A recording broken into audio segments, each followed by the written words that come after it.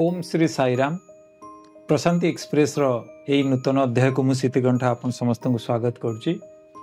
आज जी आमर विशेष अतिथि से वृत्तिगत स्तर रे सरकारी उच्च विद्यालय रो जने आदर्श शिक्षक एवं सांगठनिक स्तर रे श्री सत्य साई सेवा संगठन कलाहांडी रो पूर्वतन युव संयोजक यहाँ पर भाई जोनल यूथ कोऑर्डिनेटर भाव में किछि समय पई कार्य करचंती। पर भाई श्री सत्य साई सेवा संगठन कलाहांडी रो जिला सभापति रूपे कार्य कर सारछंती एवं भाई राज्यर वाहिनी स्वाध्याय इंचार्ज भाव में कार्य कर सारछंती एवं वर्तमान भाई श्री सत्य साई सेवा संगठन ओडिशार राज्य उपसभापति रूपे कार्यरत। तेबे चलंतु शुणिबा श्रीजुक्त प्रताप चंद्र महांती मुहरु कि भगवान सत्य साई बाबा सहित तांकर यात्रा केमती थिला। भाई साईराम साईराम केमती अछंती? बहुत भल अच्छी भगवान को कृपारू। प्रशांति एक्सप्रेस रो ई नूतन अध्याय को आपन को स्वागत। ई कार्यक्रम को आगो को नबा ता पूर्व टिके स्वामी को आवाहन करिबा। साईराम। ओम साईश्वराय विद्महे सत्यदेवाय धीमहि तन्नः सर्वः प्रचोदयात्।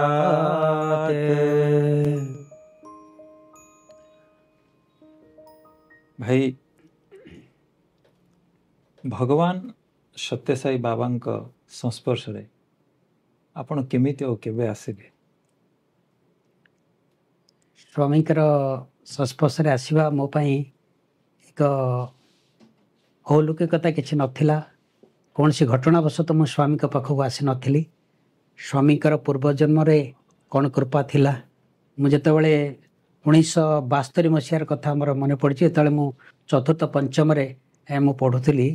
से समय मोर जड़े बड़ पुतुरा बयस बड़ हे आ सी गोटे बाबा छोट फोटोटे आणिकी मत देखले आ कहले दादा ये होचंती बाबा सत्य साई बाबा, ये होचंती भगवान, आम एक पूजा करवा। तापर सी पूजा करुले कौड़ी आणला सहित मुझे मु विश्वास कली और पूजा पाठ टी आरंभ कली। से दिन ठारू बाबा प्रति मोर गोटे आकर्षण गोटे आसी रहा। तबे आपन भाई बयस केते? सेतबे मोर 6-7 वर्ष, जोटा कि मु तृतीय चतुर्थ पढ़ुली। से समय बाबा से फोटोटी देखी मोर आकर्षण टी आसला। भाई सेतबे 5-6 वर्ष आपन एवं आपन भगवान शरणापन्न एवं से समय रे भगवान श्री सत्य साई बाबा सहित आपन यात्रा केमिति थिला से विषय कहतु। एवं निश्चित से समय आपन किछि बहुत अनन्य अनुभूति थिबो।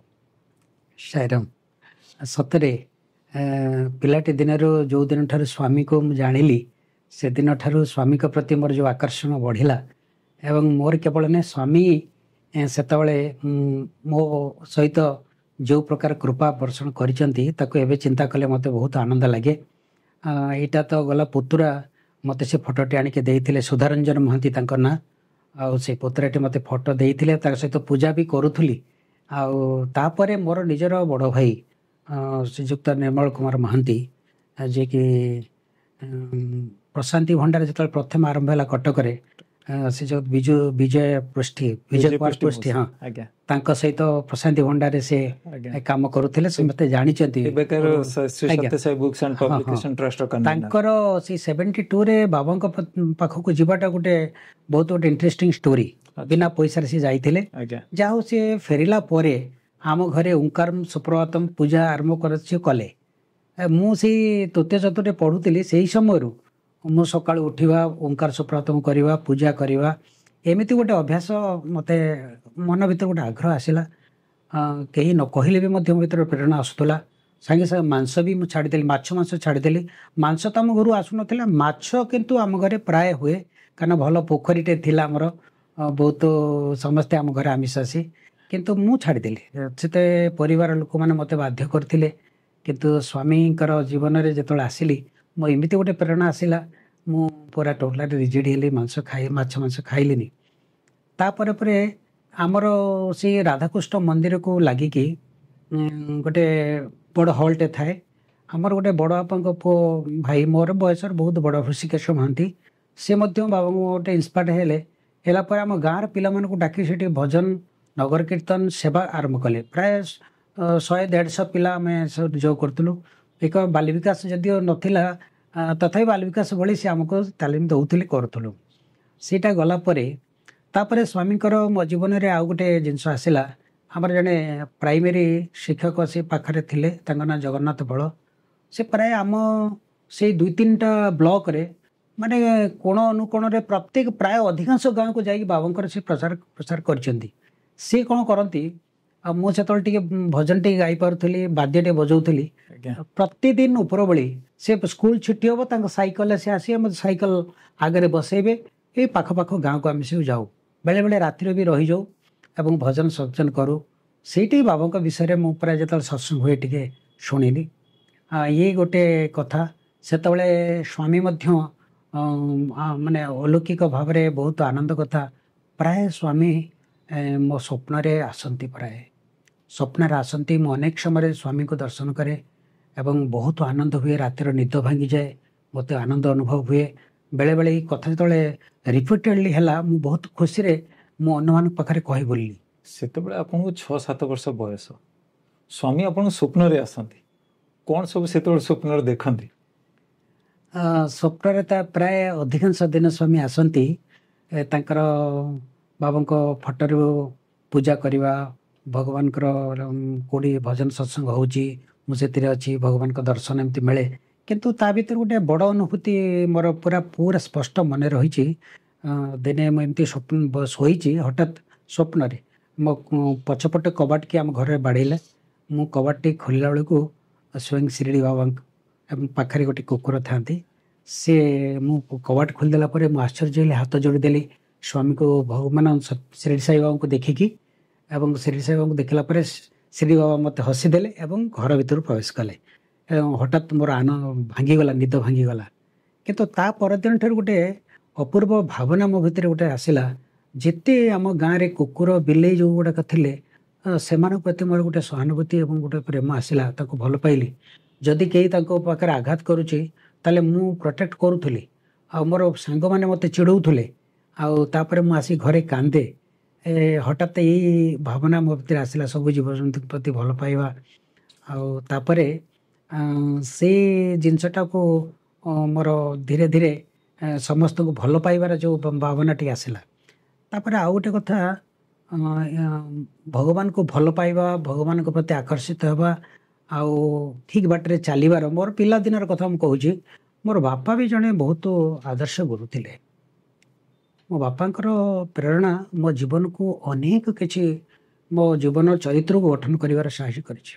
अच्छा से अंचल से जड़े सामान्य व्यक्ति आमे जेतले छोट थिलु शीत दिने काकर पड़े कुहुड़ी पड़े आमको छाड़ती एवं से बिछण आमको सब महाभारत पुराण भागवत इत्यादि सब भल भल कहानी सब शुणाती उपदेश दियंती आम जो आगे खाऊचु जदि किसी कौटी अन्न टे खाद्य टे पड़ीगला कि छाड़ू से आमको गोटे गप मध्यम बुझाती तोते गोटे दिन उपास रहा पड़ो यहाँ हूँ अन्न हूँ भगवान यही भाव में सी आमको शिक्षा दियंती अन्नम ब्रह्म तापर जदि किसी सांग मान सहित आम के कली कलु जो आसी पहुँचू से बापा कहे आगे तोर भूलटा को तू आगे देख माने तापरे भगवान राधाकृष्ण सहित गोटे बहुत बढ़िया मान अभेद संपर्क थिला से गोटे अनेक स्टोरी जे जाहो बापांकर ये जो प्रकार शिक्षा मु परे जेतले बाबा संस्पर्श आसिल सीलिंग ऑन डिजायर कौन किंतु गोटे दियासिलटे खाली मारी देइथिली से मते गोटे गप कही गोटे जीवन बंची तू कहीं अजथार ये नष्ट कलु ये थिला मोर गोटे बड़ अनुभूति आउ गोटे मोर आध्यात्मिक चेतना जागरण गोटे बड़ अनुभूति बापांकर जो आलमीरा थिला आलमीरा गोटे रामकृष्ण परमहंसकर गोटे बहीटे पाइली मुझे जो समय पाए से गुड़ाक पढ़िली मत एत आग्रह लगिला से बही गुड़ाक पढ़िली जितेबाला हठात मो भीतर गोटे एमती भावना आसला रामकृष्ण परमहंस भगवान को केमती पाउथिले माँ को पाखरे केमती से विकल ही कांदुथिले एवं जो व्याकुलता भगवान माँ को दर्शन देला मु भावुली मो भीतर व्याकुलता कहीं आसुनी मो भीतर जब व्याकुलता सृष्टि हम ताले मु जदि भगवान पे कांदी डाकरे मन डाकार मतन केमन श्याम थाकते पारे केमन श्याम थाकते पारे रामकृष्ण परमहंसकर प्रकृत में भाविली जदि मु साई बाबा को मोर सत्य साई बाबा को जदि मुझे व्याकुल डाकिबी से मत निश्चय दर्शन देवे आउ तापरे कामिनी कांचन आउ निरहंकार भाव ये सब जिनस गुड़िक बहुत प्रेरणादायी थिला।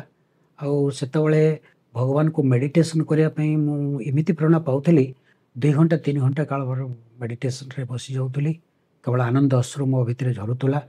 ये गोटे अनुभूति भगवान को मुझे अनुभव कर पारुली। तापरे जस्ट मैट्रिक परीक्षा सरी थाए सेतबेले मु देखली समयटा केमती बीतबो मो तो अजथा पिला मानक सहित सांग मानक सहित समय काटिबा एमिति सेमिति मोर आग्रह नथिला।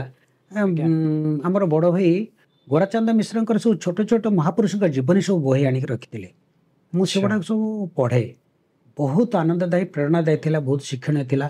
तो बाबा बही भी मु पढ़िया भी आरंभ कली एपर्यंत बाबा बही लिटरेचर को जाई नथली केवल पूजा पाठ भक्ति भक्ति थी से बाबा गोटे खोलीदेला पढ़िली गोटे लाइन मते मो हृदय को एत स्पर्श कला प्रेरणा देला मो जीवन मोड़टे भी बदल से गोटे धाड़ी मोर मन अच्छे भी जे से स्वामी कहते भगवान सत्यसाई बाबा लिखिं जे तुम्हें मैंने जप करुच जपमाली धरी जप करुच ध्यान करुच किंतु तुम पाखरे जदि तुम कान जदि कहार दुख बा क्रंदन स्वर शुणे तार जपमाली त्याग कर तार आखिर लुह पोछि दियो एवं तार दुख दूर करने प्रयास कर मु तुमको 100,000 जपमालीर फल प्रदान कर यहाँ पर यहाँ थिला मोर अनुभूति जोटा कि मुझे कहली कोटी 1972 मसीह प्राय 82 मसीहा पर्यंत। भाई आपणकर बाल्य अवस्था रे आपणकर भगवान सहित जर्नी तो समय भाई बाल्य अवस्था जदि आपण भगवान सहित एते कनेक्टेड अच्छा आपणकर भगवान सहित तरुण अवस्था जो यात्रा थिला से विषय टिके कहते। साईराम मोर जो कथाटी कहली मोर अनुभूति 1972 रु 1982 पर्यंत भद्रक जिले जो मोर जन्मस्थान पीराहाट मालपुर रे या परे आउ गोटे पर्याय स्वामी मते देले जोटा कि मु कलाहांडी रे मोर भाई बड़ भाई थिला से छोट बिजनेसटे थिला सेठी मु मोर हायर एजुकेशन पई भी मध्य गली से समय में जाकि पहुँचली सेतबेले धर्मगढ़ समिति बहुत सुंदर भाव चली एवं से समय गोटे मो पाई गोटे भगवान को गोटे ऑफर आसला भगवान मत गोटे सुजोग देले जे बाल विकास गुरु दायित्व नापी सेत मोर यही कथाटी मन पड़ला जो कथाटी मु पढ़ी थी जे तुम्हें जपमाली की परित्याग कर अन्न मानकर कष्ट दूर कर सेवा कर पाई सेतबेले मु भाविली स्वामी ये गोटे सुजोग देले तेणु मु संगे संगे यही कथा जदिओ मु भावुली यहाँ पारिबी कि नहीं तथापि मु से बाल विकास गुरु रूप में कार्य करने आरंभ कली।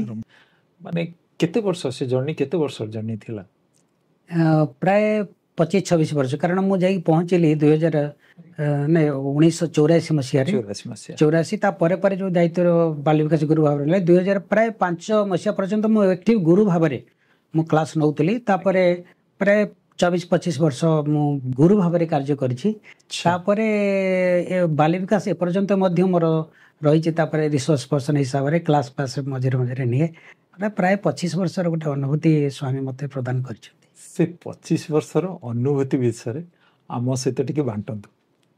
साईराम वास्तव में स्वामी आमको जो प्रस्तुत करने चाहती प्रकृत में साधनार प्रकृष्ट गोटे सुजोग जड़े बाल विकास गुरु पाखे अच्छी कारण बाल विकास गुरु जड़े जिते हुए सेतबले मोर अनुभव रही जे आम भितर जो दैव प्रीति पाप भीतिटा बढ़ी जाए मु बेले बेले अनुभव करिछि साधारणतः गुरु को शिष्य मैंने भय करती किंतु मु बाल विकास क्लास जो नेली मोर गोटे भय सृष्टि है पिला मानक पई मोर कौन कि प्रकार भय सृष्टि करतला ना पिला मानक मु जहाँ कहूची से त्रुटि मो पाखे जमी न रो तेणु प्रत्येकटी कथार मोर गोटे पिला मानक सामने मुझे गोटे आदर्श हेबी से गोटे बैड मेसेज मो पाखर न जाऊ से मोर गोटे बहुत भय थिला से दृष्टि बाल विकास क्लास नेला बेले आम गोटे ग्रुप थिलु प्राय 5-6 जन संयुक्ता पात्र सरस्वती बेहेरा जगन्नाथ दास मु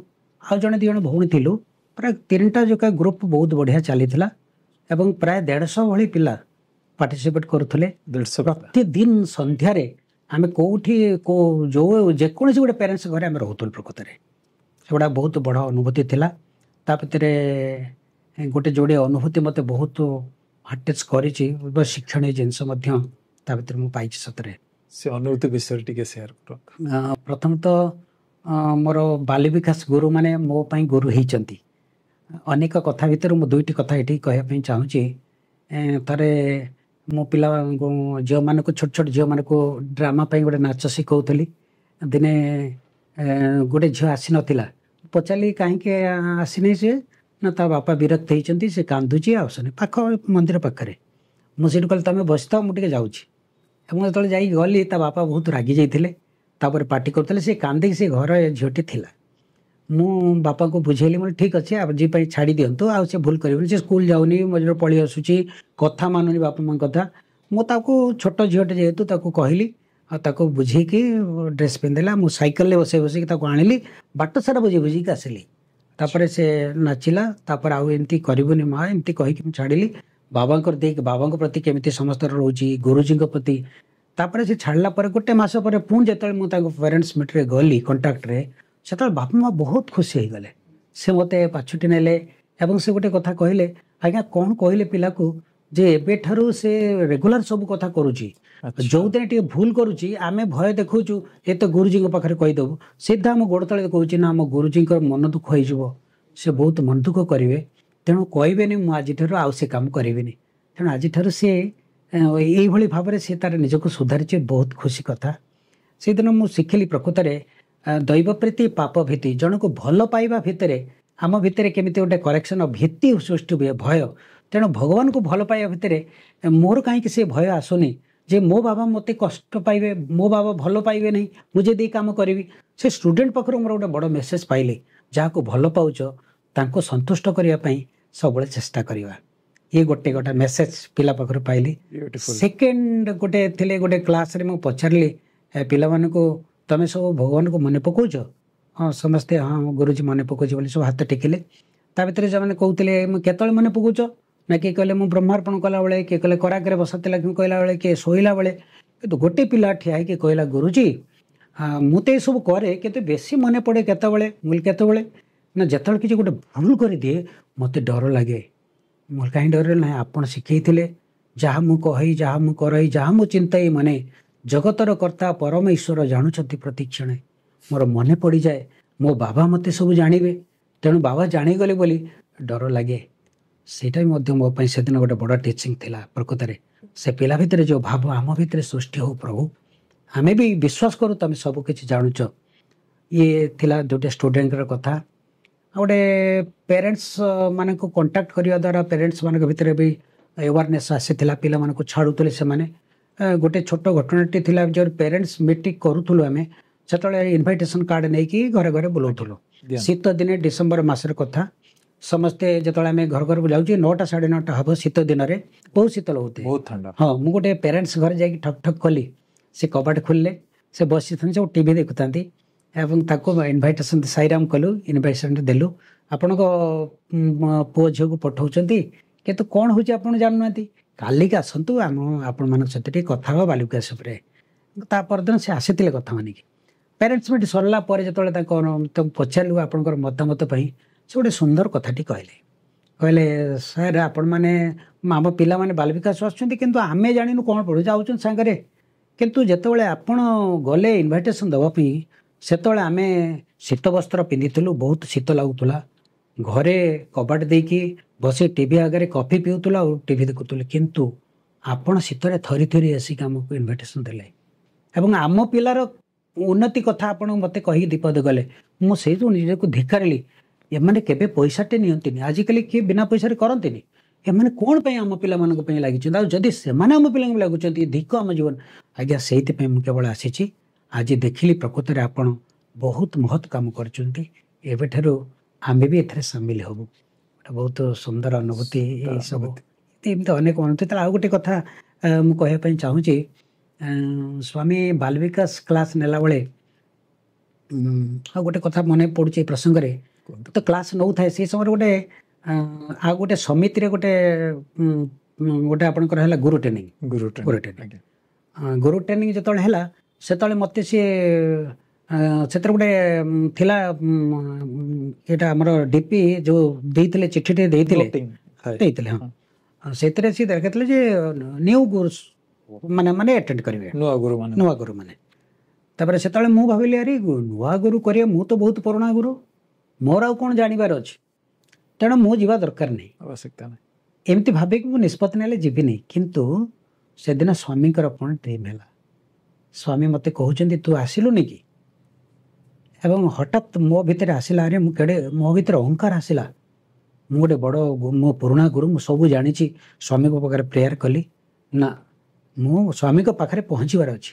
ଆଉ ମୁଁ ଯେତେବେଳେ ସେଦିନ ପହଞ୍ଚିଲି, ସେଦିନ ଗୋଟେ ମିରାକଲ୍ ଭଗବାନଙ୍କର ଥିଲା ଯେ ସଚ୍ଚିଦାନନ୍ଦ ନନ୍ଦ ମଉସାଙ୍କର ଥିଲା ଟପିକ୍, କିନ୍ତୁ କାରଣବଶତଃ ସେ ଆସିବା ଲେଟ୍ ହେଇଗଲାଣି, ଆଡ଼େ ପ୍ରୋଗ୍ରାମ୍ ଷ୍ଟାର୍ଟ ହେଇଗଲାଣି, ବହୁତ ଡେରି ହେଇଗଲାଣି। ଆମର ଧନେଶ୍ୱର ପଣ୍ଡା ଥିଲେ ଜିଲ୍ଲା ସଭାପତି, ସେ ଦୌଡ଼ି ଦୌଡ଼ି ମୋ ପାଖକୁ ଆସିଲେ, କହିଲେ ପ୍ରତାପ ତତେ ଏଇ 2-3ଟା କ୍ଲାସ୍ ନେବାକୁ ପଡ଼ିବ। ମୁଁ କିନ୍ତୁ କେବେ ବି କ୍ଲାସ୍ କରିନି, କେବେ ବି ଠିଆ ହେଇନି ଷ୍ଟେଜ୍ରେ, କିନ୍ତୁ କରିସିଏ ବଚନମ୍ ତବ, ଭଗବାନ ଚାହୁଁଛନ୍ତି। ମୁଁ ଉଠିଗଲି ଏବଂ ସେଇଦିନ ଯେତେବେଳେ କ୍ଲାସ୍ ନେଇସାରିଲି, ସଚ୍ଚିଦାନନ୍ଦ ମଉସା ଯାଇକି ପଛରେ ବସିଥିଲେ, ଆଉ ସିଏ କହିଲେ ମୁଁ ଆଶ୍ଚର୍ଯ୍ୟ ହେଉଛି, ଏଇ କ୍ଲାସ୍ ଗୁଡ଼ାକ ମୁଁ ଯାହା କହିଥାନ୍ତି ସବୁଯାକ ପ୍ରତାପ କହିଗଲା। ଏବଂ ସେଇଠାରୁ ସେ ଦିନଠାରୁ ବୋଧେ ସ୍ୱାମୀ ମୋତେ କିଛି କହିବା ପାଇଁ ପରମିଶନ୍ ଦେଲେ, ପ୍ରେରଣା ଦେଲେ। ସେଦିନ ସେ ଆଲାଉ କରିବାକୁ ଚାହୁଁଥିଲେ, ସେଥିପାଇଁ ସେ ଆପଣଙ୍କୁ ଡକେଇଲେ, ଆପଣଙ୍କ ଦ୍ୱାରା ତାଙ୍କ ନିଜ ଯୋଉ ମିଶନ ଯୋଉ ଅଛି ସ୍ୱାମୀଜୀ ଆମ ପାଖେ ପାଖେ ଏଇ ଯୋଉ ଗାଇଡ୍ କରୁଛନ୍ତି, ଯେତେବେଳେ ଯାହା ଦରକାର ମୋ ଅନୁଭୂତି ମୋତେ କହୁଥିଲା। Sai Ram, lovely divine experience. ସେ ସମୟରେ ବାଲ ବିକାଶ ଗୁରୁ ତ ଆପଣ ଥିଲେ, ଆହୁରି ଆମ ଅର୍ଗାନାଇଜେସନ ଅନେକ ସାରା ସେବା କାର୍ଯ୍ୟ ଅଛି, ସେଥିରେ ଆପଣ ନିଜକୁ ସଂଶ୍ଳିଷ୍ଟ ରଖିଥିଲେ କି? ହଁ, ସ୍ୱାମୀଙ୍କ କୃପାରୁ ଯେହେତୁ ଆମେ ସଂଗଠନ ଭିତରେ ଗୋଟେ ଆକ୍ଟିଭ ମେମ୍ବର ଥିଲୁ, ତେଣୁ ବିଭିନ୍ନ କାର୍ଯ୍ୟକ୍ରମ ସବୁ ରହୁଥିଲା। ବିଶେଷ କରି ଆମର ଗୋଟେ ପାଖରେ ଥିଲା ଆଡପ୍ଟେଡ୍ ଭିଲେଜ ଇଚ୍ଛାପୁର, ଏବଂ ଆଉ ଗୋଟେ ଗାଁ ଥିଲା ଛିଲିପା ବୋଲି, ଏଇ ପ୍ରାୟ 8-10 କିଲୋମିଟର ଡିଷ୍ଟାନ୍ସ ରହେ। ମୁଁ କିନ୍ତୁ ପ୍ରତି ସପ୍ତାହରେ ରବିବାର ଦିନ ଏଠୁ କ୍ଲାସ୍ ସରିଲା ପରେ ପୁଣି ମୁଁ ସାଇକ୍ଲିଂ କରିକି ସେଠି ପ୍ରାୟ 7-8 ବର୍ଷ ସ୍ୱାମୀଙ୍କ ଦୟାରୁ ବାଲ ବିକାଶ କ୍ଲାସ୍ କରେ। ଆଉ ତା ଛଡ଼ା ଆମର ଏଡେଟର ଭିଲେଜରେ ଯେଉଁ କାର୍ଯ୍ୟକ୍ରମ ସବୁ ହୁଏ, ସାନିଟେସନ୍ କାର୍ଯ୍ୟକ୍ରମ ରହୁଥିଲା, ଭଜନ ସତ୍ସଙ୍ଗ, ଏଇସବୁ କାର୍ଯ୍ୟକ୍ରମ, ହେଲ୍ଥ ଚେକଅପ୍ କ୍ୟାମ୍ପ ମଝିରେ ମଝିରେ ହୁଏ, ସେଗୁଡ଼ାକ ସବୁ ଆପଣ ଆଟେଣ୍ଡ କରନ୍ତି? ହଁ, ସେଇଠି କରୁଥିଲୁ, କଣ୍ଟିନ୍ୟୁଅସଲି ଆଟେଣ୍ଡ କରନ୍ତି। ସଂଗଠନ ଦ୍ୱାରା ଯାହା ସବୁ ଆଇ କ୍ୟାମ୍ପ ଗୁଡ଼ାକ ସବୁ ହଉଥିଲା ସେତେବେଳେ, ଆଇ କ୍ୟାମ୍ପରେ ଆମେ ଯାଇକି ଗୋଟେ 7 ଦିନ ରହୁଥିଲୁ ସେମାନଙ୍କ ସବୁ, ସେଇଟା ବହୁତ ବଡ଼ ଅନୁଭୂତି। ଆଇ କ୍ୟାମ୍ପ ଗୁଡ଼ାକ ସବୁ ଅଛି। ବାଲ୍ୟ ଅବସ୍ଥାରେ ଭଗବାନ ସତ୍ୟସାଇ ବାବା ଆସନ୍ତି, ଆପଣଙ୍କୁ ଗାଇଡ୍ କରନ୍ତି, ଦର୍ଶନ ଦିଅନ୍ତି। ତରୁଣ ଅବସ୍ଥା ଯେତେବେଳେ ଆପଣଙ୍କର ହେଲା, ସେତେବେଳେ ଆପଣଙ୍କ ସ୍ୱପ୍ନରେ ଆସିକି ଆପଣଙ୍କୁ କିଛି ଗାଇଡାନ୍ସ ଦେଇଛନ୍ତି କି ଆପଣଙ୍କୁ କିଛି କହିଛନ୍ତି? ହଁ, ସ୍ୱାମୀଙ୍କର ଆମର ଏଇ ଯେଉଁ ବାଲ ବିକାଶ କ୍ଲାସ୍ ସମୟରେ ମଧ୍ୟ ସ୍ୱାମୀ ମଝିରେ କେତେବେଳେ ଟିକେ ଇନଷ୍ଟ୍ରକ୍ସନ୍ ଇନଡାଇରେକ୍ଟଲି ମୁଁ ପାଇଛି, ଯେଉଁଟାକି ମୁଁ ପରେ ଚିନ୍ତା କରେ ଯେ ସ୍ୱାମୀ କ'ଣ କହିବାକୁ ଚାହୁଁଛନ୍ତି। ଆଉ ସେତେବେଳେ ଅନଏମ୍ପ୍ଲଏଡ଼ ପିରିୟଡ଼, ଆଉ ତଥାପି ବେଳେବେଳେ କେତେବେଳେ ଟିକେ ଯଦି ଡିପ୍ରେସନ୍ ଆସେ, ସେଇ ସମୟରେ ସ୍ୱାମୀ, କିନ୍ତୁ ଯେଉଁଦିନ ମନ ଟିକେ ଦୁଃଖ ହୁଏ ସ୍ୱାମୀ ଆସନ୍ତି। ଦିନେ ହଠାତ୍ ସ୍ୱାମୀ, ମୁଁ ଗୋଟେ କାନ୍ଥ ପାଖରେ ଠିଆ ହେଇକି କାନ୍ଦୁଛି, ସ୍ୱାମୀ ସେତେବେଳେ ଆସିଲେ ଏବଂ ସ୍ୱାମୀ ମୋତେ ପାଦ ଦର୍ଶନ ଦେଲେ ଏବଂ ମୋତେ କହୁଛନ୍ତି, ମୋ ଆଖିରେ ଲୁହ ଅଛି, Y fear when I am here, ଆଉ ତୁ କାହିଁକି ଚିନ୍ତା କରୁଛୁ, ମୁଁ ପରା ତୋ ପାଖରେ ଅଛି। ଏବଂ ସେଇଟା ଗୋଟେ ମୋ ପାଇଁ ଗୋଟେ ବଡ଼ ଅନୁଭୂତି ଥିଲା। ସେଦିନଠାରୁ କୌଣସି ପରିସ୍ଥିତିରେ ମଧ୍ୟ ମୁଁ ଭାଙ୍ଗି ପଡ଼ିନି। କେବଳ ଗୋଟେ କଥା, ସେଇଟା ମୋର ସ୍ୱପ୍ନ ହେଲେ ବି ମୋ ପାଇଁ ଥିଲା ସତ ଏବଂ ଭଗବାନଙ୍କର କୃପା, ଇଏ ଗୋଟେ ଥିଲା। ଆଉ ଗୋଟେ ୟୁଥ୍ ଏଜ୍ରେ ବିଭିନ୍ନ ପ୍ରକାର ସମସ୍ୟା ଆସେ ଏବଂ ତାକୁ ଷ୍ଟ୍ରଗଲ୍ କରିବା, ଫେସ୍ କରିବା ପାଇଁ ମଧ୍ୟ ଯୁବ ବୟସରେ ବଡ଼ କଷ୍ଟକର। ସ୍ୱାମୀକୁ ମୁଁ ସବୁ ଜଣାଏ, କିନ୍ତୁ ସ୍ୱାମୀ ଡ୍ରିମ୍ରେ 2 ଥର ଆସିଛନ୍ତି। 2 ଥର ଆସିଲା ପରେ ସେ ମୋତେ ଯେଉଁ ବାର୍ତ୍ତା ଦେଇଛନ୍ତି, କେବଳ ନାମସ୍ମରଣ ତୋ ପାଇଁ ସବୁଠାରୁ ବଡ଼ ଅସ୍ତ୍ର, ତୁ ମୋ ନାମ ଧରିକି ଯଦି ତୁ ସବୁ ପ୍ରକାର ଅବଷ୍ଟାକଲ୍ ତୁ ଫେସ୍ କରିପାରିବୁ, ସେ ମଧ୍ୟ ଗୋଟେ ମନ୍ତ୍ର ସ୍ୱାମୀ ମୋତେ ସ୍ୱପ୍ନ ମାଧ୍ୟମରେ ଦେଇଛନ୍ତି। ସେଆକୁ ଆଦାୟ କରି ଏପର୍ଯ୍ୟନ୍ତ ମୁଁ ଚାଲିଛି। ପ୍ରକୃତରେ ସ୍ୱପ୍ନରେ ଯେଉଁ ସ୍ୱାମୀ ଯେଉଁ ବାର୍ତ୍ତାଟି ଦେଲେ ମୋ ପାଇଁ, ମୁଁ ଭାବୁଛି ଆମର ସମର ଯୁବ ଭାଇ ଭଉଣୀମାନଙ୍କ ପାଇଁ ନିଶ୍ଚିତ ଭାବରେ ପ୍ରଯୁଜ୍ୟ। ଆମେ ଯେତିକି କିଛି ଅସୁବିଧା ଆମ ଜୀବନରେ ଆସିଲେ ମଧ୍ୟ କେବଳ ସ୍ୱାମୀଙ୍କର, ଯଦି ଭଗବାନ ସତ୍ୟସାଇ ବାବାଙ୍କର ନାମ ଯଦି ଆମେ ସ୍ମରଣ କରିବା, ତାଙ୍କୁ ସ୍ମରଣ କରିବା, ନିଶ୍ଚିତ ଭାବରେ ସବୁକିଛି ସମସ୍ୟା ଆମର ସମାଧାନ ହେଇପାରିବ। ସାଇରାମ। ତେଣୁ ଇଏ ଗଲା ମୋର 2005 ପର୍ଯ୍ୟନ୍ତ ଯେଉଁ ପ୍ରକାର ଯାତ୍ରା ଥିଲା ଭଗବାନଙ୍କ ସହିତ, ତରୁଣ ବୟସରେ, ଯୁବ ବୟସରେ। तापर जो बाल विकास क्लास नाला बेले 2000 पर 2005 भितर मत डिस्ट्रिक्ट यूथ कोऑर्डिनेटर दायित्व मत मिलता जोनाल कोऑर्डिनेटर भी स्टेटर भी किछ मिलता ये जो पीरियड भितर मोर गोटे बड़ अनुभूति जे आमर पिला मानक युवक जो भाई भौणी मानक केमिति मु इंस्पायर करी से पूरा आम गोटे साइकिल यात्रा करूँ साइकिल यात्रा कर एंटायर जिले में सबू यूनिट आम टच करूँ से बहुत इंस्पायर होते जो भाई भौणी मैंने भाई एवरी स्टेप रे स्वामी स्वप्न आसवा इंस्ट्रक्शन दवा गाइड करवा एवं नाम स्मरण गोटे माने ब्रह्मास्त्र से आपन प्रदान कले ता माध्यम रे आपण तरुण बयस देकी गति कले तरुण अवस्थार यात्रा विषय तो मुझे शुणिली एवं मु आपणकर प्रथम प्रशांति यात्रार एक्सपीरियंस विषय शुणा एक्साइटेड अच्छी साईराम वास्तव में से कथा मन पड़े एबे भी मोर लोमूल टांकुरी उठुची जब ये सुजोग मिलू ना 1986 मसीहा पर्यंत जो प्रथम थर मो प्रशांति सेवा जोटा कि बाबांकर जन्म उत्सव आगुरी सब सेवा होता 1986 मसीहा सेटा से सेवार जोगदबा एवं भगवान का प्रथम दर्शन मत से लाभ होता जो स्वामी को कथा जो मुझे माने टिकट है मो जीवाई प्रशांति निलयम से मो भितर गोटे एमती अजना आनंद सब नाचिला मो हृदय मो जहाँ को पिलाटी दिन देखुली जी मत एत मो सहित कथा होते मत एत कृपा कर सब मु मन भितर मोर आकर्षण थिला से ब्रह्मांड नायक भगवान को मु देखी कि सुजोग प्रकृति मो आउ से केवल जीवा पर्यंत मो भितर माने जीवा टिकट हवा ठारू जो प्रथम दर्शन स्वामी है से गोटे अभला स्मृति प्रकृत में कहीं स्वामी जो प्रथम आसुंच मोर धीरे धीरे धीरे धीरे मोर निजर अस्तित्व को लोप कर स्वामी जो मो पाखे आस मो पाद दर्शन हो प्रथम पाद नमस्कार से मु पूरा निजक भूली जाइए से अवस्था को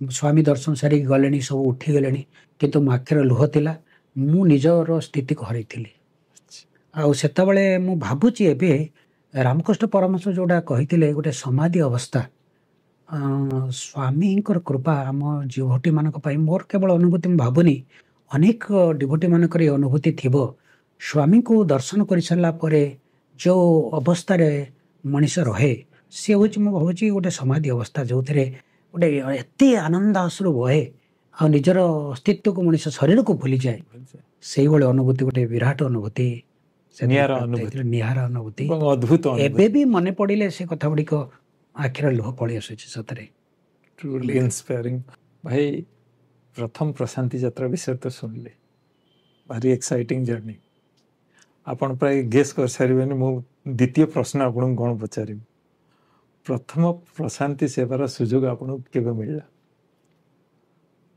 1986 मसीहा मोर थिला प्रथम दर्शन प्रथम सेवा कार्य बाल जोटी भगवान जन्मदिन भगवान सत्यसाई जो नवेम्बर 23 हुए प्राय 7-8 दिन सब संगठन सेवा कम करे से समय प्रथम दर्शन और सेवा मु पाई प्रथम प्रशांति सेवा क्यों स्थान कर सुजोग मिलता आपको से तो सेवा माने सानिटेशन कार्यक्रम नौला ओडिशा सेवा दल माने जाउतले भगवान जन्मदिन रे विभिन्न जगह आमर सानिटेशन कार्यक्रम रोला तेणु सेवार प्रथम सुजोग मत मिलता एवं जो जो प्रशांति सेवार प्राय मु जाऊली से ठारू प्रति वर्ष प्राय मझे गोटे 2 वर्ष एपट सेपट हो सेवार जाऊली कहीं से अगस्ट फेब्रुआरी जमी चलती नुह जन्मदिनटा बहुत बढ़िया थी से से समय मोर केतटा कथा मन पड़े प्रकृत में स्वामीकर गोटे सानिटे वर्ल्ड कॉन्फ्रेंस थाए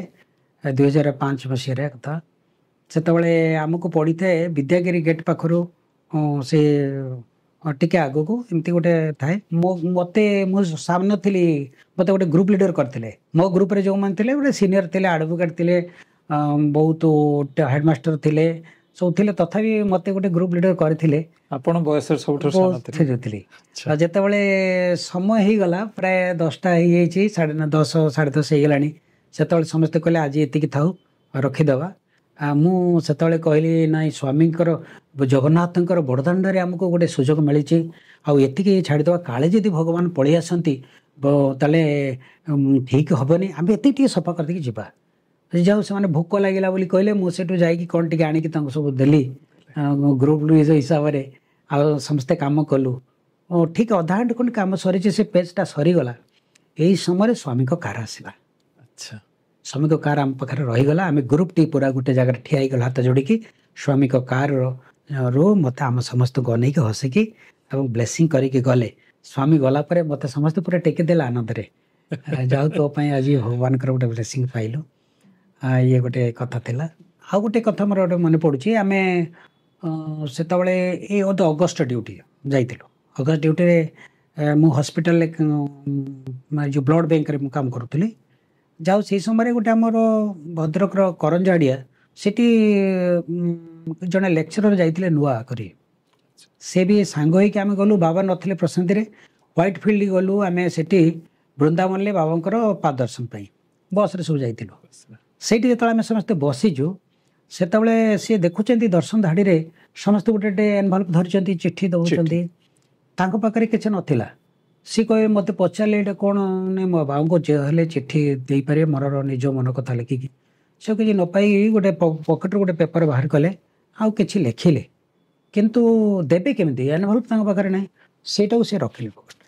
ଏଇ ସମୟରେ ବାବା ଯେତେବେଳେ ଆସିଲେ କିଛି ସମୟ ପରେ ପୁଣି ସ୍ୱାମୀ ଭଗବାନ ଯେତେବେଳେ ସତ୍ୟସାଇ ଆସୁଛନ୍ତି ସେତେବେଳେ ଗୋଟେ ତ ସମସ୍ତଙ୍କର ସେ ଅନୁଭୂତି ଗୋଟେ କହି ହେବନି ପ୍ରକୃତରେ। ଆଉ ସିଏ ବାବା ଆସିକି ଯେତେବେଳେ ଆସିକି ଆମ ପାଖରେ ରହିଗଲେ ମୁଁ ପାଖରେ ବସିଥାଏ ଏବଂ ତାକୁ ଚିଠି ମାଗିଲେ ମୋ ଚିଠି ଦେ। ଆଚ୍ଛା ଆଉ ଯେତେବେଳେ ସେ ଚିଠି ମାଗିଲେ ସେତେବେଳେ ସେ ଚିଠିଟି ପକେଟରୁ କାଢ଼ିକି ଯେତେବେଳେ ଦେଉଛନ୍ତି କେବଳ ଭୋ ଭାଇ କାନ୍ଦୁଛନ୍ତି। ଆଚ୍ଛା ସ୍ୱାମୀ ଆଶୀର୍ବାଦ କରିକି ସେ ଚିଠିଟି ନେଲେ ସେ କାଗଜ ଲେଖାଟି ସେ ଗଲା ପରେ ପୁରା ସେ ବହୁ ସମୟ ପରେ ପ୍ରକୃତିସ୍ଥ ହେଲେ ମୋତେ କହିଲେ ମୁଁ ଶୁଣିଥିଲି ସତ୍ୟସାଇ ବାବା ଅନ୍ତର୍ଯାମୀ ବୋଲି କିନ୍ତୁ ଆଜି ଭଗବାନଙ୍କର ଅନୁଭୂତି ଯେ ଅନ୍ତର୍ଯାମୀ ପୁରୁଷ ଆମର ଅନ୍ତର କଥା ଜାଣନ୍ତି ବୋଲି। ଆଉ ସେଗୁଡ଼ାକ ବହୁତ ବଢ଼ିଆ ଅନୁଭୂତି ମୋ ପାଇଁ ଥିଲା। ଏମିତି ଏକ ଅନୁଭୂତି ବା ଶିକ୍ଷା କୁହନ୍ତୁ ଯାହା ଆପଣଙ୍କ ହୃଦୟରେ ଏବେ ବି ସାଇତି ହେଇକି ଅଛି। ବାସ୍ତବରେ ସ୍ୱାମୀଙ୍କର ଯେଉଁ ମେସେଜ ଅଛି ଯଦି ଆମ ଜୀବନରେ କିଞ୍ଚିତ ଭାବରେ ଅଳ୍ପ ଭାବରେ ଆମେ କରୁଛୁ ଯଦି ପାଳନ କରିବା ସ୍ୱାମୀଙ୍କର କୃପା ଆମକୁ ଅନୁଭବ କରିପାରିବା। ମୋର ଗୋଟେ ଇନସିଡେଣ୍ଟ ଏ ପ୍ରସଙ୍ଗରେ ମନେ ପଡ଼ୁଛି। ମୁଁ ପ୍ରାୟ ନଭେମ୍ବର 23 ଯାଉଛି ଜନ୍ମଦିନରୁ ଯାଉଥିଲି କିନ୍ତୁ ଅନ୍ୟ ଫେଷ୍ଟିଭାଲ ମୁଁ ଜଏନ୍ କରିପାରେନି ବିଭିନ୍ନ କାରଣରୁ। ଥରେ କିନ୍ତୁ ଶିବରାତ୍ରିରେ ମୋର ଗୋଟେ ସୁଯୋଗ ମିଳିଥିଲା। ତେଣୁ ମୁଁ ଶୁଣିଥିଲି ଭଗବାନଙ୍କର ଯେଉଁ ଲିଙ୍ଗୋଦ୍ଭବ କରନ୍ତି ଇଏ ଗୋଟେ ଅପୂର୍ବ ମୁହୂର୍ତ୍ତ ଯେଉଁଟାକି ସମସ୍ତଙ୍କ ଭାଗ୍ୟରେ ଆସେନି। ମୁଁ ସେଇଥର ଗୋଟେ ପାଇଥିଲି। ପାଇଲା ପରେ ସକାଳୁ ଉଠି ପଡ଼ିଲି ନିତ୍ୟକର୍ମ ସାରିକି ପ୍ରାୟ 3ଟା 3:30 4ଟା ହେବ ମୁଁ ବାହାରି ଆସିଲି ଲାଇନରେ ରହିବି ବୋଲି ଦେଖିଲି ଲମ୍ବା ଲାଇନ୍ ଥିଲା କେଉଁଠିକି ମାନେ ରାଉଣ୍ଡ ବିଲ୍ଡିଂ ପର୍ଯ୍ୟନ୍ତ ଲାଇନ୍ ଥିଲା। ମୁଁ କହିଲି ଏତେ ପଛରେ ବସି ମୁଁ ହଲ୍ ଭିତରେ ପଶିପାରିବି କୁଳମନ୍ତମରେ ଆଉ ମୁଁ ବାବାଙ୍କୁ ଆଜି ସୁଯୋଗ ପାଇବିନି। ତେଣୁ ଆସିଲି ଆସିକି ପୁରା ବାଟରେ ଯେଉଁଠି ଆପଣ ଯଜୁର ମନ୍ଦିର ଅଛି ସେଇ ପାଖରେ ଉପରେ ସେଇଠି ଲାଇନ୍ରେ ଗୋଟେ ଗ୍ୟାପ୍ ଥାଏ। ମୁଁ ଗୋଟେ ଭାଇକି ଟିକେ ରିକ୍ୱେଷ୍ଟ କରି ସେଠି ବସିଗଲି ମାନେ ଏତେ ଲୋକଙ୍କୁ ପାସ୍ କରି ତ ଲାଇନ୍ ଉଠିଲା ଏବଂ ଚାଲିଲା। ମୁଁ ବି ଚାଲିଲି କିନ୍ତୁ ମୋ ଭିତରେ ଗୋଟେ ଫାଇଟିଂ ଚାଲିଲା ଯେ ତୁ ଠିକ୍ କରିଛୁ ନା ଭୁଲ କରିଛୁ। ଏଥିରେ ସ୍ୱାମୀ ଖୁସି ହେବେ ନା ଦୁଃଖ ପ୍ରକାଶ ତୁ ଏଥିରେ ଯେ ତୁ ଟିକେ ଇନଡିସିପ୍ଲିନ୍ କଲୁ ଏତେ ଲୋକ ଆଗରୁ ଆସିକି ଜଗିଛନ୍ତି ତୁ ପଛରେ ଆସିଲୁ ତୁ ଏଠି ଆସି ପହଞ୍ଚିଲୁ। ଏଇଭଳି ଫାଇଟିଂ ଚାଲିଲା କିନ୍ତୁ ମୁଁ ଚାଲିଥାଏ ଲାଇନ୍ ଚାଲିଥାଏ। ଠିକ୍ ଯେତେବେଳେ ଏଣ୍ଟ୍ରି ହେଲେ ହଲ୍କୁ ମୁଁ ଆଉ ପଶି ପାରିଲିନି। କହିଲି ନା ମୋ ସ୍ୱାମୀ ଏଥିରେ ଖୁସି ହେବେନି। ମୁଁ ଲାଇନ୍ରୁ ବାହାରି ଆସିଲି। ମୋ ଆଖିରେ ଲୁହ ଥିଲା ଭଗବାନ ତୁ ପ୍ରେୟାର ଥିଲା ସ୍ୱାମୀ ଏତେ ଦିନ ପରେ ଗୋଟେ ସୁଯୋଗ ପାଇଛି କିନ୍ତୁ ମୁଁ ଏଇ ଅପୂର୍ବ ସୁଯୋଗ ଦେଖିପାରିବିନି। ତାପରେ ପଳେଇଗଲି ରାମ ଲକ୍ଷ୍ମଣ ଗେଟ୍ ପାଖକୁ ବହୁତ ଭିଡ଼ ଥିଲେ ସେଇଠି ଥିଲି। ସେଇଠି ଥାଇକି ବାବାଙ୍କୁ ପ୍ରେୟାର କରୁଥାଏ ହଠାତ୍ ଗୋଟେ ଭିଡ଼ ଆସିଲା। ହଠାତ୍ ତ ସେ ଗେଟ୍ଟା ଖୋଲିଗଲା ସବୁ ଯେତେବେଳେ ଧସେଇ ପଶିଲେ ମୁଁ ସେଇ ସୁଅରେ କେମିତି ମାଡ଼ିଗଲି ଏବଂ ଆଗକୁ ପଳେଇ ଆସିଲି। ଏବଂ ସେଇଠି ସ୍ୱାମୀଙ୍କର ବସିକି ଯେତେବେଳେ ଭଗବାନଙ୍କର ଲିଙ୍ଗୋଦ୍ଭବ ଦେଖିଲି ସେଠି ବି ପ୍ରଥମ ଦର୍ଶନରେ ଯେଉଁ ପୁରା ଅନୁଭୂତି ରହିଥିଲା ସେଥିପାଇଁ ମଧ୍ୟ ମୁଁ ପ୍ରକୃତିସ୍ଥ ହେଇଥିଲି ଏବଂ ମାନେ ଯେତେବେଳେ ମୁଁ ଭୁଲି ଯାଇଥିଲି ସେତେବେଳେ ଆଉ ସେଇଠି ଗୋଟେ ଶିକ୍ଷା ପାଇଲି ଯେଉଁଟା ଗୋଟେ ଶାସ୍ତ୍ରରେ ଅଛି ଭୋଲେ ଭାବଇ ମିଲାଇ ରଘୁରାୟା ଚତୁରାଇ ନ ଚତୁର୍ଭୁଜ ପାୟା। ପ୍ରକୃତରେ ଭଗବାନଙ୍କୁ କୌଣସି ଚତୁରତାର ସହିତ ଆମେ ଲାଭ କରିବା ପାଇଁ ଚେଷ୍ଟା କରିବାନି। ଯଦି ତାଙ୍କୁ ହୃଦୟର ସହିତ ଆମେ ବ୍ୟାକୁଳ ସହିତ ଡାକିବା ସେ ନିଶ୍ଚୟ ବ୍ଲେସିଂ ଦେବେ।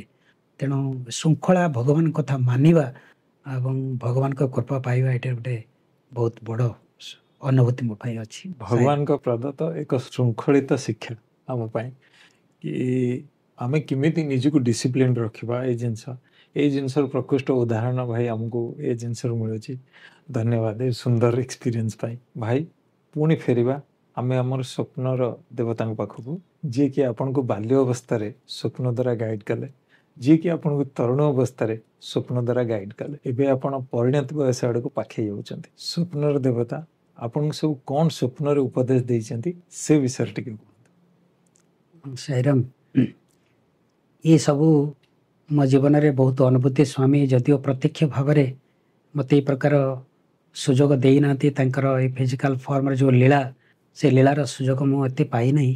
ମୋ ଭିତରେ ବହୁତର ଅଭିମାନ ଥିଲା, ମୋତେ ଆଶା ଥିଲା। ଅଭିମାନ ମାନେ ଆଶା ଥିଲା, ଦିନେ ନା ଦିନେ ସ୍ୱାମୀ ମୋତେ ଡାକିବେ, ମୋ ସହିତ କଥା ହେବେ, ଏସବୁ ଜିନିଷ ପାଇଁ ମୋର ଗୋଟେ ଆଶା ଥିଲା। ସ୍ୱାମୀଙ୍କର ଯେତେବେଳେ ମହାସମାଧି ହେଇଗଲା, ସେତେ ମୋ ପାଇଁ ଗୋଟେ ବଜ୍ର ପଡ଼ିଗଲା ମୋ ଭିତରେ। ମୁଁ ଭାବିଲି ସତେ ଯେପରି ମୋର ସବୁ ଭରସା ଆଶା କ'ଣ ତୁଟିଗଲା।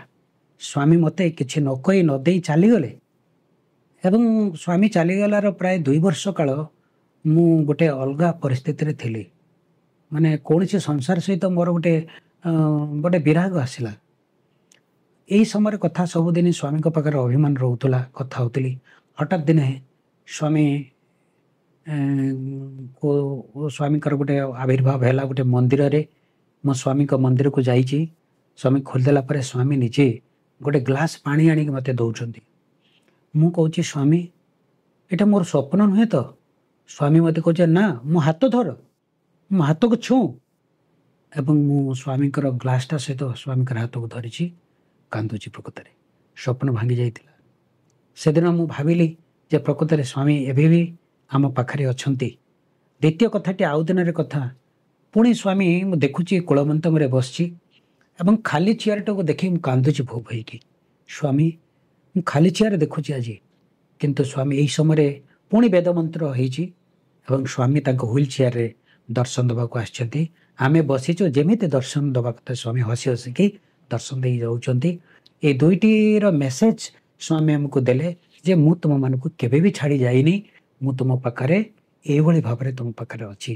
ସେଇଦିନ ଠାରୁ ମୋର ଯେଉଁ ଡିପ୍ରେସନ୍ ଗୋଟେ ଯେଉଁ ଥିଲା, ଯେଉଁ ଗୋଟେ ଭଗବାନ ଚାଲିଗଲେ ବୋଲି ଯେଉଁ ଭାବନା ଥିଲା, ସେ ପୁଣି ମୋ ଭିତରେ ଜାଗ୍ରତ ହେଲା। ସ୍ୱାମୀ ମୋ ପାଖରେ ଅଛନ୍ତି। ସାଇରାମ। ଭଗବାନ ସବୁବେଳେ ଆମ ପାଖରେ ଅଛନ୍ତି। ଏ କଥା ସ୍ୱାମୀ ନିଜେ ଏ ଜିନିଷଟା ରିଏଲାଇଜ୍ କରେଇଲେ ଆପଣ।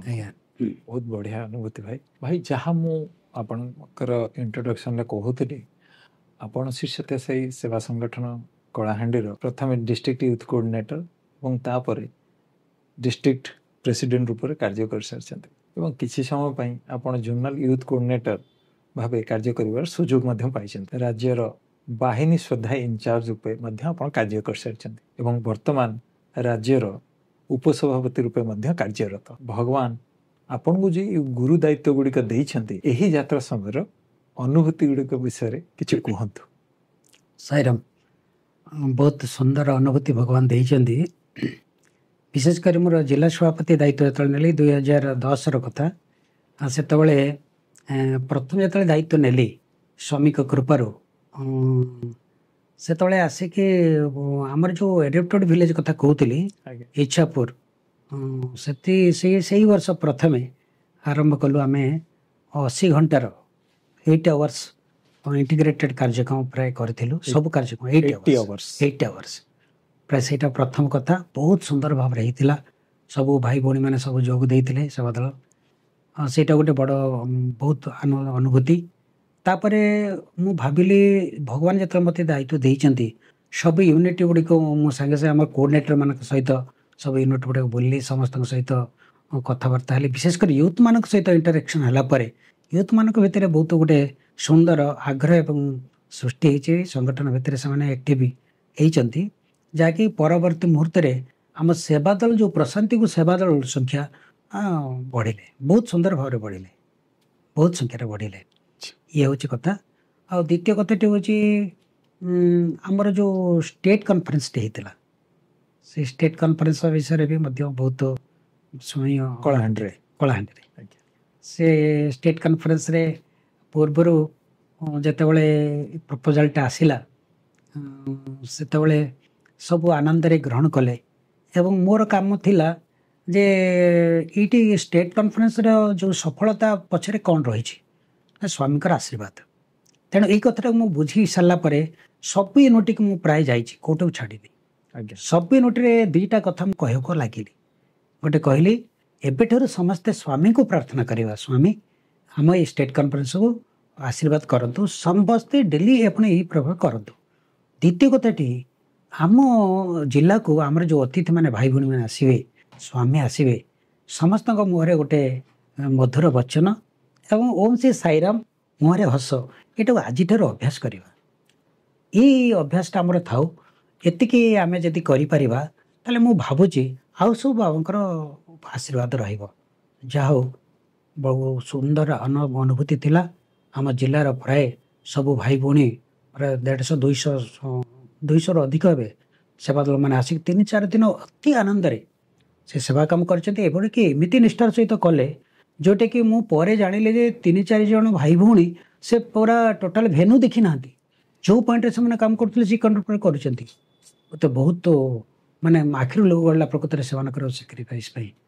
ଆଉ ସେତେବେଳେ ଆଉ ଗୋଟେ କଥା ମୁଁ ନିଷ୍ପତ୍ତି ନେଇଥିଲି, ଭଗବାନଙ୍କୁ ପ୍ରେୟାର କରିଥିଲି, ପ୍ରଭୁ ଏଇ ଯେଉଁ ଅପୂର୍ବ ସୁଯୋଗ ଆମ ଜିଲ୍ଲା ପାଇଁ ଦେଇଛ, ଏଥିରେ କୌଣସି ଭାଇ ଭଉଣୀ କୌଣସି ମାନମନାନ୍ତର ନେଇକି ମାନେ ରହି ନଯାଆନ୍ତୁ, ଜୀବନରେ ଅନୁତାପ କରିବେ। ତେଣୁ ମୁଁ ସମସ୍ତଙ୍କ ପାଖରେ ବୁଲିଥିଲି, ଜିଲ୍ଲାର ସବୁ ସମସ୍ୟା କଥା ମୁଁ ଜାଣିଥିଲି, ସମସ୍ତଙ୍କ ପାଖକୁ ଯାଇ ଏକ ଭାବରେ ଆମେ କେମିତି କାମ କରିବୁ। ଯାହା ହଉ ସ୍ୱାମୀଙ୍କ ଦୟାରୁ ସେଇଗୁଡ଼ିକ ମୋତେ ବହୁତ ଆନନ୍ଦ ଦେଇଛି। ସବୁ ମାନମନାନ୍ତରକୁ କରି ଏକ ସ୍ୱରରେ ଏକଜୁଟ ହେଇକି ଷ୍ଟେଟ୍ କନଫରେନ୍ସଟି ହେଇଥିଲା। ଭାଇ ମୁଁ ଯାହା ଶୁଣିଛି ଆପଣ ସରକାରୀ ଉଚ୍ଚ ବିଦ୍ୟାଳୟରେ ଜଣେ ଶିକ୍ଷକ ଏବଂ ବାବାଙ୍କର ଏଜୁକେସନ୍ ଇନ୍ ହ୍ୟୁମାନ୍ ଭ୍ୟାଲ୍ୟୁଜକୁ ଆପଣ ସେ ସ୍କୁଲରେ ଇମ୍ପ୍ଲିମେଣ୍ଟ କରିଛନ୍ତି, କେମିତି ତାର ଏକ୍ସପିରିଏନ୍ସ ସେ ବିଷୟରେ କୁହନ୍ତୁ। ସାଇରାମ ସ୍ୱାମୀ ସେଥିରେ ମଧ୍ୟ ଗୋଟେ ସୁନ୍ଦର ଅନୁଭୂତି ଏପର୍ଯ୍ୟନ୍ତ ଦେଇ ଚାଲିଛନ୍ତି। ପ୍ରଥମ ଯେତେବେଳେ ମୁଁ ସେଠି ଜଏନ୍ କଲି ସେ ସ୍କୁଲରେ, ସେତେବେଳେ 2 ଜଣ ଶିକ୍ଷକଙ୍କ କଥା ମୁଁ ଆଗେ କହୁଛି। ଆଜ୍ଞା। ଜଣେ ଶିକ୍ଷକଙ୍କ ପାଖରେ ମୁଁ ସେ ଆଗରୁ ରହୁଥିଲେ ସେ ଗାଁରେ, ମୁଁ ସେଠି ମୋତେ କହିଲେ ରହିବା ପାଇଁ ତାଙ୍କ ପାଖରେ, ମୁଁ ରହିଲି। ରହିଲା ପରେ ସେଠି ଦେଖାଗଲା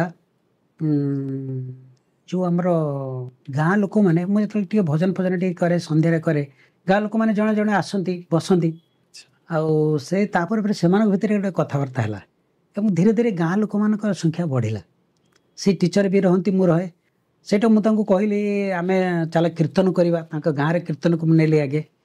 କୀର୍ତ୍ତନ ସେମାନେ ଖାଇପରି କରି ଆସନ୍ତି, ପ୍ରାୟ 8ଟା ବେଳକୁ ପଳେଇ ଆସିବେ, ପରେ ବସନ୍ତି, ବହୁତ ଖୁବ୍ ଆଗ୍ରହ। ସେଠି କୀର୍ତ୍ତନ ସହିତ ବାବାଙ୍କ ଭଜନ ଗୋଟେ ମୁଁ ଗାଏ, ତାଙ୍କୁ ଶିଖେଇଲି।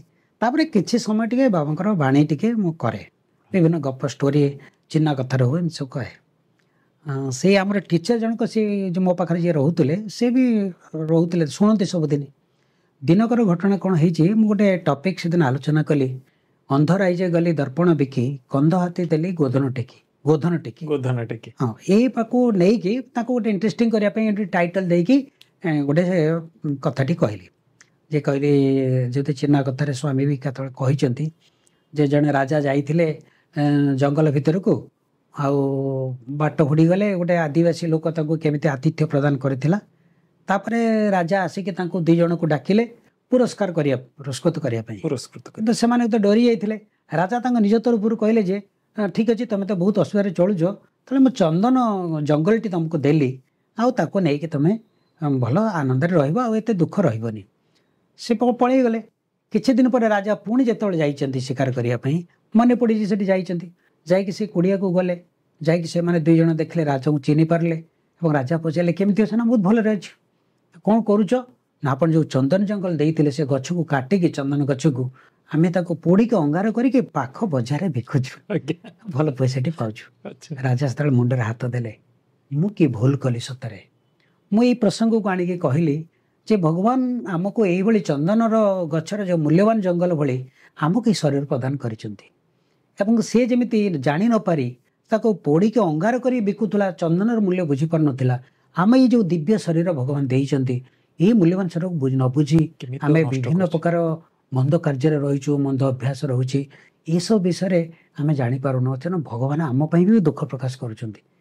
ଏଇ ଟପିକଟା ଯେତେବେଳେ ସରିଗଲା, ଗାଁ ଲୋକମାନେ ପଳେଇ ଗଲେ, କିନ୍ତୁ ସେଇ ଦିନ ସେ ଟିଚରଙ୍କୁ ବହୁତ ମାନେ ହାର୍ଟ ଟଚିଂ ହେଇଛି। ତାପରେ ସେ ମୋତେ ଆଉ ଶୋଇଦେଲେନି।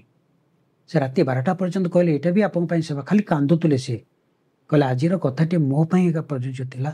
ସାଙ୍ଗେ ସାଙ୍ଗେ ସେ ସବୁ ତାଙ୍କ ଭିତରେ ଗୁଡ଼ାକୁ ଘଷୁଥିଲେ, ସେ ଗୁଣ୍ଡି ଏଗୁଡ଼ାକ ସବୁ ଖାଉଥିଲେ, ସେ ଝରକା ବାଟେ ସବୁ ଫିଙ୍ଗିଦେଲେ ଏବଂ କାନ୍ଦିଲେ। ମୋ ଜୀବନରେ ବହୁତ ମୁଁ କିଛି ଅନ୍ୟାୟ କରିଛି ଶରୀରକୁ।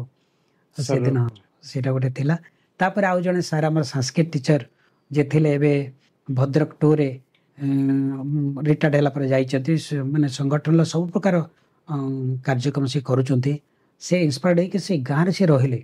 ଆମେ ଯେଉଁ ଭଜନ ମଣ୍ଡଳୀଟି ସେଠି ଗଲା ପରେ ଗାଁରେ ମୁଁ ଯେତେବେଳେ ପହଞ୍ଚିଲି, ଧୀରେ ଧୀରେ ଜଣେ ଦୁଇ ଜଣ ଭାଇ ଯେହେତୁ XML ମୌସୁଦୀ ବାଗ ଭାଇ ସେ ଭଜନ କରୁଥିଲେ। ତାପରେ ଆମେ ଯାଇକି ତାଙ୍କ ଭଜନକୁ ତାଙ୍କ ଘରେ ଭଜନ ଆରମ୍ଭ କଲୁ। ଧୀରେ ଧୀରେ ଭଜନ ମଣ୍ଡଳୀ ସେଠି ହେଲା। ତାପରେ ସେ ଭାଇ ସେଠି ଯେହେତୁ ରହୁଥିଲେ, ମୁଁ ବି ରହୁଥିଲି ସେ ଗାଁରେ କେତେଦିନ। ପିଲାମାନଙ୍କୁ ନେଇ ସେବା କାମ କଲୁ। ଆମ ସ୍କୁଲର ପିଲା ଆଉ ସେଠି ଯାଇକି ଆମେ ବାଲ ବିକାଶ କଲୁ ଏବଂ ନେଇକି ପ୍ରାୟ ସପ୍ତାହର 15 ଦିନର ଥରେ ଲେଖା ସେ ଗାଁର ସଫେଇ କରୁ। ଏଇଠୁ ଧୀରେ ଧୀରେ ତାପରେ ସ୍କୁଲର ଯେତେବେଳେ ପିଲାମାନଙ୍କ ପାଖକୁ ଆମେ ଭାବିଲୁ ବାବାଙ୍କର ମେସେଜ କେମିତି ଯିବ। ସେଇଠୁ ପିଲାମାନଙ୍କୁ ଆମେ ପ୍ରେୟାର କ୍ଲାସକୁ ଟିକେ ଧ୍ୟାନ ଦେଲୁ। ସ୍ୱାମୀ କହିଛନ୍ତି ଯେଉଁଟାକୁ ଯାଉ ପ୍ରଥମେ ଯେଉଁଟା ଆମେ ଓଙ୍କାର କରୁଛନ୍ତି, 3 ଥର ଓଙ୍କାର ପ୍ରୋସିଜିଓର କେମିତି ହେବ। ତାପରେ ଆମର ବାଲ ବିକାଶର ସ୍ତୋତ୍ର ଗୋଟେ ଯୋଡ଼ିଲି। ତାପରେ ବେଦ ମନ୍ତ୍ର, ଗାୟତ୍ରୀ ମନ୍ତ୍ର 3ଟା, ଯେଉଁଟାକି ଓମ୍ ଭୂର୍ଭୁବସ୍ୱ, ସାଇ ଗାୟତ୍ରୀ, ତ୍ରୟମ୍ବକମ୍, ଏ 3ଟା ପରେ ବେଦ ମନ୍ତ୍ର। ତାପରେ ଭଜନ ସେମାନେ କରନ୍ତି। ତାପରେ ସାଇଲେଣ୍ଟ ସିଟିଂ କରନ୍ତି। ତାପରେ ସ୍କୁଲର ଯେଉଁଟା ନ୍ୟୁଜ୍ ରହେ, ମେସେଜ ରହିବ, ଏସବୁ ରହେ ଏବଂ ସେଇଟା ବହୁତ ପିଲାମାନଙ୍କୁ ପ୍ରଭାବ କଲା, ଯେଉଁଟାକି ଆମ ସ୍କୁଲ ଟିଚରମାନଙ୍କୁ, ହେଡ଼ମାଷ୍ଟରକୁ ପ୍ରତି ତାକୁ ଇନ୍ସପାୟାର କଲା।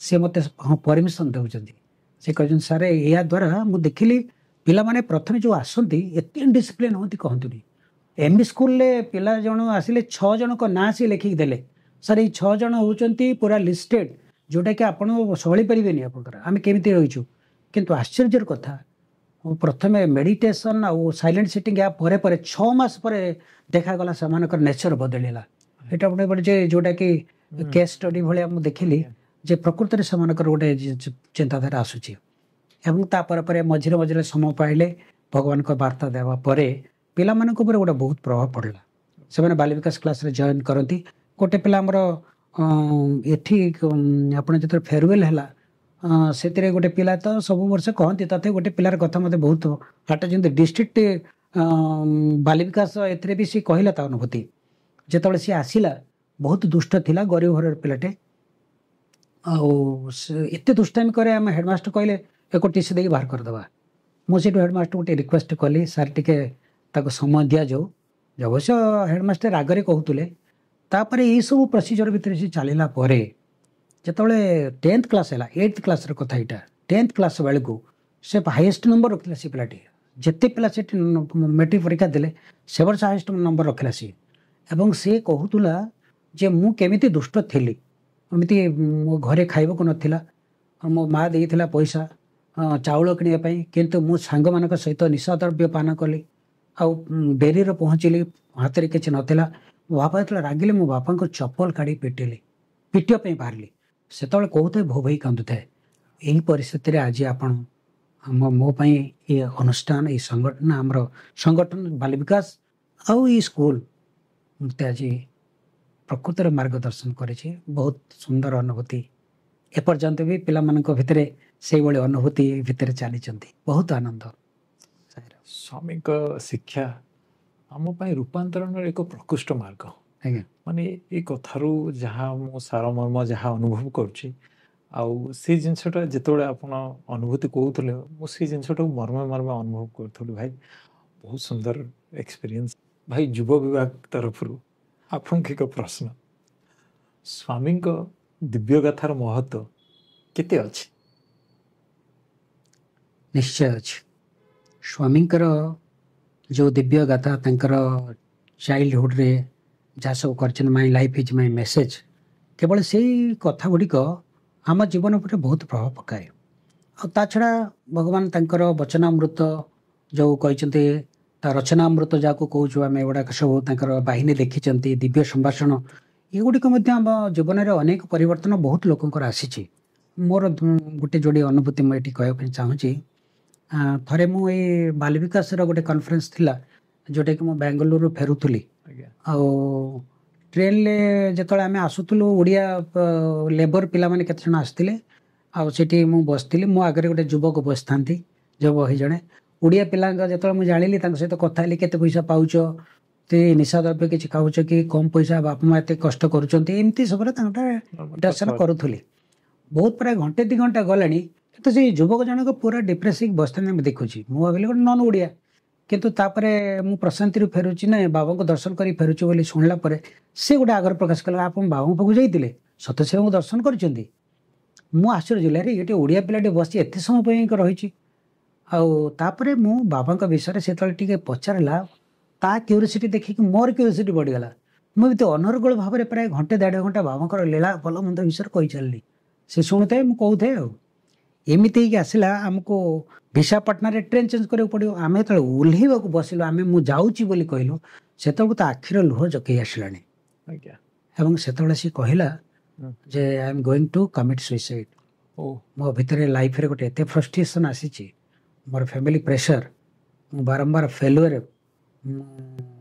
किंतु आज भगवान जे अवतार नहीं आसी से आम समस्त कथा बुझंती आउ ये सब कथा शुणिला पर आज गोटे मोर होप मो भीतर आशा संचार हो बाबा फोटो टे देली आ विभूति टे देली जातु बाबा को दर्शन करके आसतु बाबा को आशीर्वाद नियंतु जीवन में सबकि भगवान समस्या समाधान सी करेंगे यहाँ गोटे थिला आउ गोटे द्वितीय कथा मुझे धर्मगढ़ थी से क्राइम ब्रांच ऑफिसर जड़े थे मु बयस बहुत थी किंतु से आम भाई गोटे ग्रोसरी स्टोर थिला से बसंती से पूरा चेन स्मोकर ड्रंकार्ड सब थे सी जो आसती केवे मंदिर को जाती थरे बालेश्वर मेन बालेश्वर से छोट छुआर गोटे तार कौन गोटे रोग है बोधे झाड़ा बोधे होता कंटिन्यूसली से पलि जाते घर को मेडिसिन देले पुणी आसिक पहुँचती पुणी घर खबर आसला जे ना तार चेकअप होने पुणी आसो कहले मुझे कौटी जापरि मोर तो क्राइम ब्रांच ये छुट्टी ना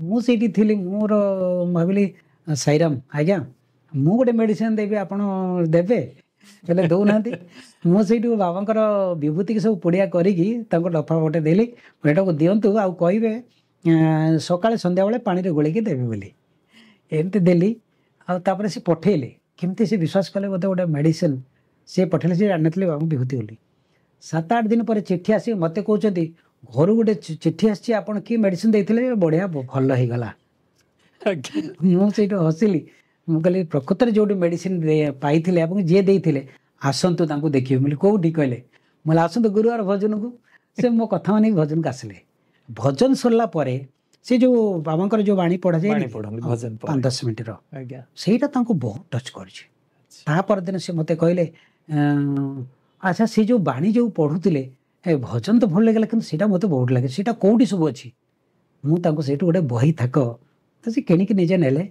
नहीं गले तापर दिने मत घर को डाकिले मुझे आप आम घर को आसत बसा को मुझे गला बेलू से गोटे फॉरेन लिंकर गोटे नेकेट पिक्चर गोटे लगे आ बस मुझे साईराम कर गली देखी पकड़ी से चित्रटी गोटे एक्शन कली साईराम साईराम साईराम से दौड़ी गले एवं आगे से पिक्चर टाक चिरीदे कहले सरी आ भूल होगला एबेठार ये भूल हम ना तेणु बाबा वार्ता बाणी भितर ये परिवर्तन गोटे आनी एमती अनुभूति तो औषधि भाया काम कला बाबा से जो 10 मिनट वार्ता ही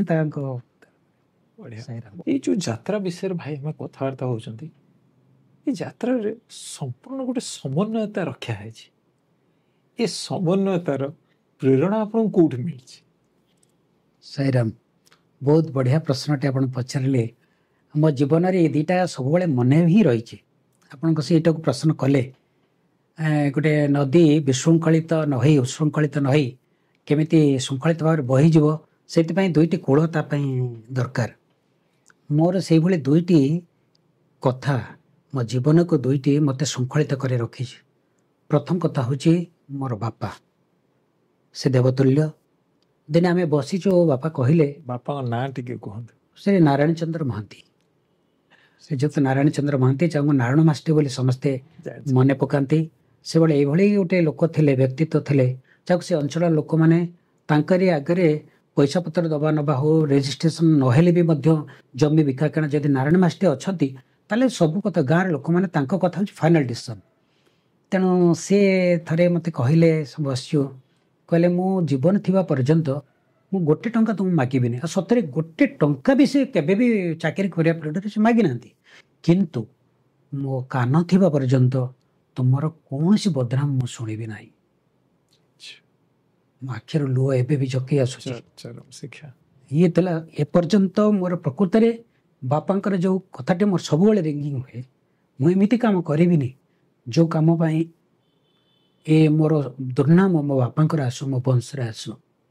आ द्वितीय कथा मु जहाँ को भल पाई जे मोर सर्वस्व से होचंदी मोर सत्य साई बाबा एवं तांको संगठन मो पाई जीवन जहाँ को नहीं कि आज मोर एति सुख शांति समृद्धि सब किछि पाई गोटे महान एवं पवित्र अनुष्ठान।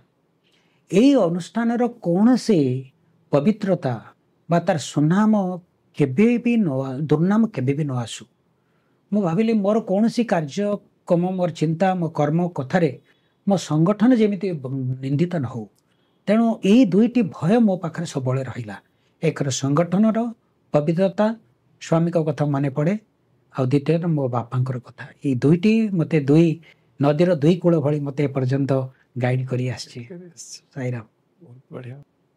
दीर्घ 57 वर्षर यात्रा भाई ये 57 वर्ष भितर जहाँ आपणकर अनुभूति रहा आपण कौन वार्ता देवाई चाहिए आप दर्शक मान को? साईराम जहाँ वार्ता स्वामी देइचंती आ मु जा अनुभव करिछि प्रकृति रे स्वामींकर कृपा बा भगवान सत्य साई बाबा अवतार ग्रहण कर सारा से केवल निर्दिष्ट कौन सी व्यक्ति पे आसीना कौ गोष्ठी आसीना समग्र मानव समाज पे आसी। तेणु तांकर कृपा तांकर आशीर्वाद ये समस्त झरुछि। तेणु आमे से जो कृपा को उपलब्धि करवा धारण करने आमर जो पात्रतार आवश्यकता अच्छी ता हूँ शुचिता बा शुद्धत्व बाबा जोटा कहते।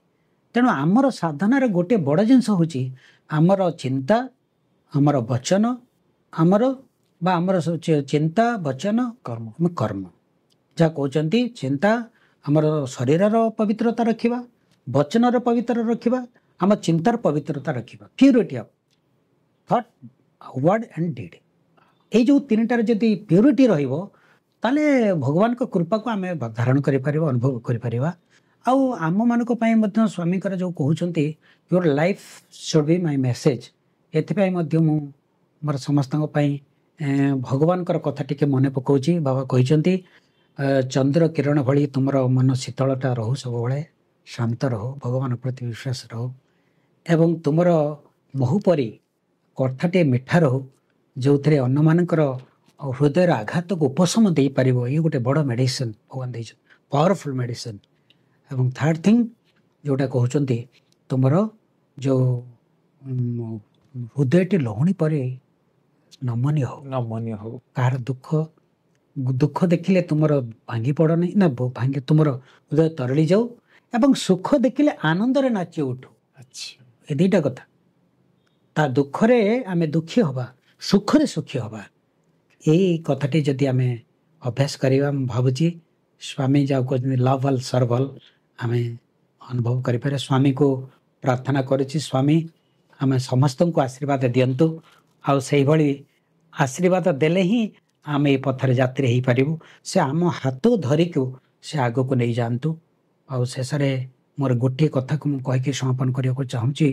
गोटे कथा थिला जे जड़े भद्र लोक बहुत दिन चाकरी कलापर रहीगले कोटी सिटी रे गोटे टाउन ले पिला माने सीटी जन्म हेले पिला माने टिके बढ़िला परे से कहले बापा आमे गाँ को जीवु एवं बापा से राजी हेले गाँ को नेले सेतबेलर कथा ताको गाँ आगरे गोटे नईटे जोरटे अच्छी छोट नालटे एवं सेतबेले पोल नथिला एवं से जो ताल गछर गड़ पड़ी थाए से चलिकी बैलेंस रखी जावाक पड़ो सेठू बापा कहले सान पिलाटू कांधे बसैले बड़ पिला कहले तुम हाथ धर एवं से चलिले से जो जाऊँच से हठात बैलेंस रखिपारानी बड़ पिलाटी तले पड़गला सुटे बापा पड़गली जो कहते बापा धरिले ताको गोठेक आणिले किंतु सेठू आसला बापा को कांदी कांदी से कहूचे बापा सान भाई कि छोट बोली भाभी कांधे बसैल मत बड़ बोली कहीकि कहले मो हाथ धर कि मोर तो अभ्यास ना मुझे अभ्यास ना तेणु ये बैलेंस रखिपारे पड़गली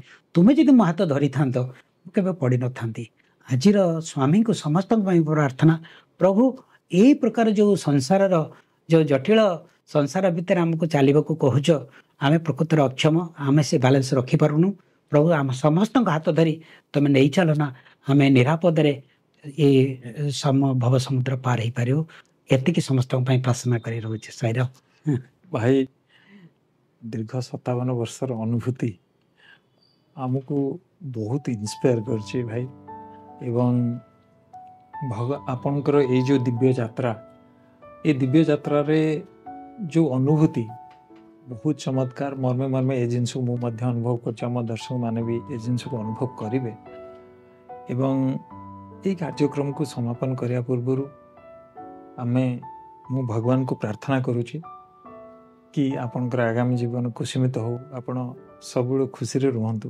यह भगवान को प्रार्थना एवं ये कार्यक्रम को विराम देवा पूर्व आम प्रशांति एक्सप्रेस टीम पक्षर आपण को एक छोट टोकन फुल आम तरफ एवं यहाँ को सादर्श ग्रहण करियो बोली आशा विश्वास धरन 57 वर्ष अभिज्ञतार जो प्रेरणा मिली से प्रेरणा रे आम दर्शक माने निश्चित भाव से ग्रहण करेंगे एवं तांको जीवन रे ताको इम्प्लीमेंट करियो बोली मोर आशा और विश्वास आज शांति मंत्र करी कार्यक्रम को ये विराम दबा